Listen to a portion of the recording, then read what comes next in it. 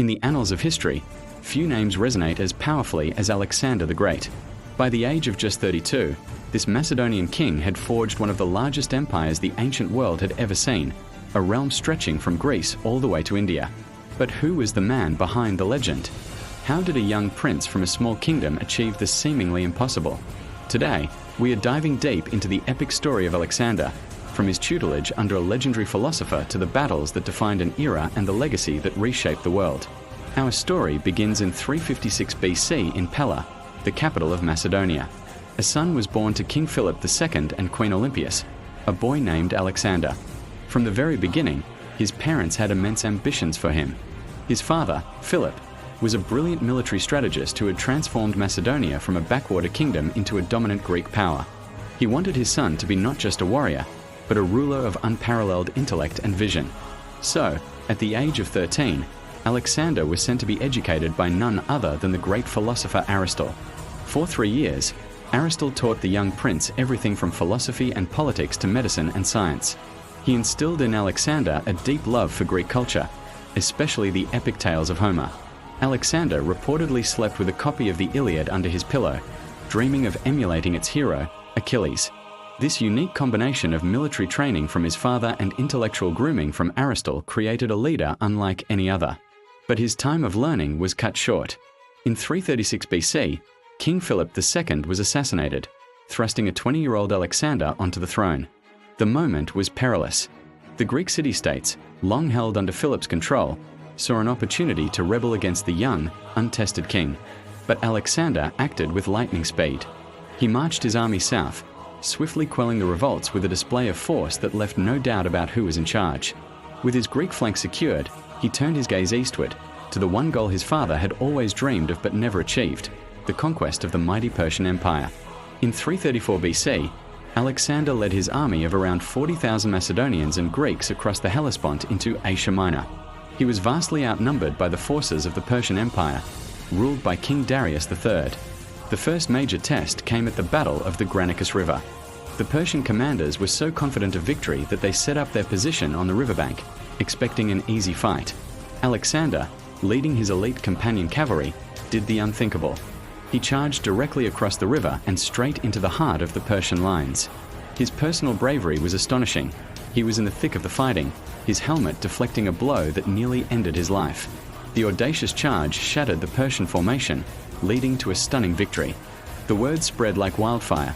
A new force had arrived, led by a king who fought alongside his men. This victory opened the door to the rest of Asia Minor. City after city fell to him, some welcoming him as a liberator from Persian rule. But Darius was not finished. He gathered a massive army to confront Alexander at Issus. Once again, Alexander was heavily outnumbered. Darius positioned his forces in a narrow coastal plain, confident that the terrain would neutralize Alexander's superior tactics. But Alexander spotted a weakness. He led another daring cavalry charge, aiming directly for Darius himself. Panicked, the Persian king fled the battlefield, causing his entire army to collapse in chaos. The victory was total. Alexander even captured Darius's family, including his mother, wife, and daughters, whom he treated with the utmost respect, a gesture that further enhanced his reputation. From Issus, Alexander marched south along the Mediterranean coast. One city, Tyre, refused to surrender. Located on an island, it seemed impregnable. But Alexander was a master of engineering as well as tactics. For 7 months, his army built a massive causeway, a land bridge stretching from the shore to the island fortress. When it was complete, his siege towers rolled across, and the city fell in a brutal assault. This incredible feat of engineering showed the world that nothing, not even the sea itself, could stand in Alexander's way. Next, he entered Egypt. Unlike in other lands, the Egyptians welcomed him not as a conqueror, but as a liberator from oppressive Persian rule. The priests even declared him a son of the god Amun, effectively anointing him as their pharaoh. It was here, on the Mediterranean coast, that Alexander made one of his most lasting contributions. He founded a new city, one that would bear his name for millennia, Alexandria. He designed it as a hub of Greek culture, trade, and learning. Its legendary library would later become the intellectual center of the ancient world, a testament to his vision of a world united by knowledge. With Egypt secured, Alexander turned his attention back to Darius. The final showdown came in 331 BC at the Battle of Gaugamela in modern-day Iraq.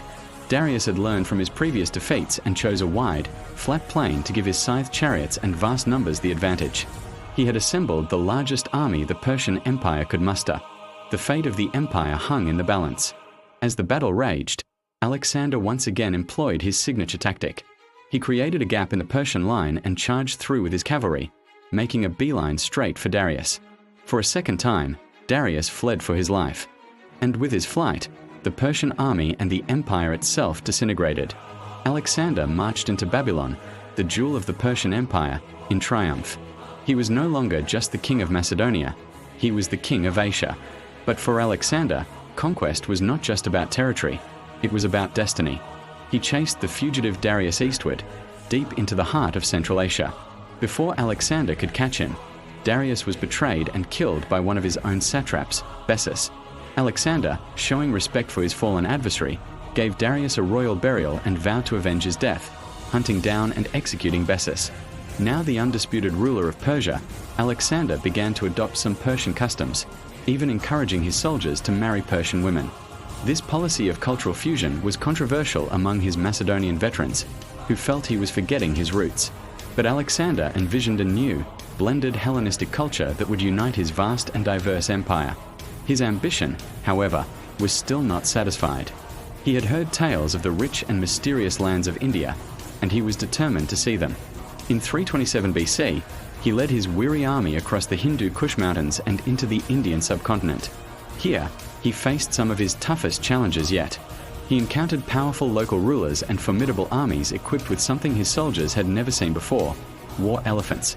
At the Battle of the Hydaspes River, Alexander fought against King Porus in one of the costliest battles of his entire campaign. Despite the terror of the charging elephants, Alexander's brilliant tactics won the day. Impressed by Porus's bravery, Alexander allowed him to continue ruling his kingdom as an ally. But the journey had taken its toll. After 8 years of constant marching and fighting, his army was exhausted. When they reached the Hyphasis River, the edge of the known world to the Greeks, his men refused to go any further. They had been away from home for too long and yearned to return. For the first time, Alexander had to yield to his men. Reluctantly, he agreed to turn back.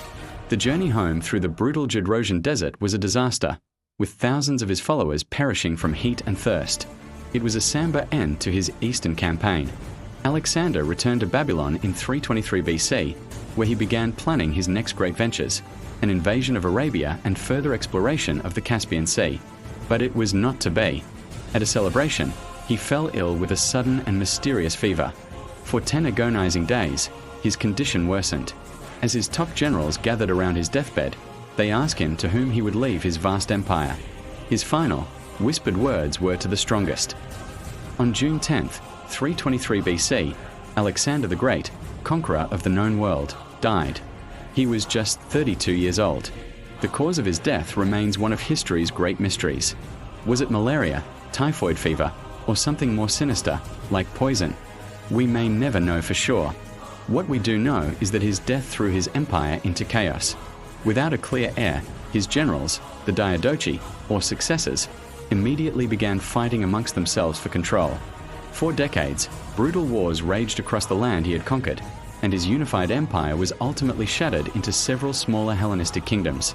So, was his empire a failure? Not at all. While his political empire didn't survive him, his cultural legacy was monumental. Alexander's conquests spread Greek language, art, philosophy, and ideas across the vast expanse from Egypt to India. This fusion of Greek and Eastern cultures created a new era known as the Hellenistic Age. Cities like Alexandria in Egypt and Antioch in Syria became vibrant centers of learning and commerce, preserving and expanding upon Greek knowledge. This Hellenistic world, with its common language and interconnected trade routes, paved the way for the rise of another great power, Rome. The Romans would later inherit the cultural landscape that Alexander had created, building their own empire upon its foundations. Alexander's life was a whirlwind of ambition, genius, and relentless drive. He was a brilliant military commander, a visionary city builder, and a complex man who believed he was destined for greatness.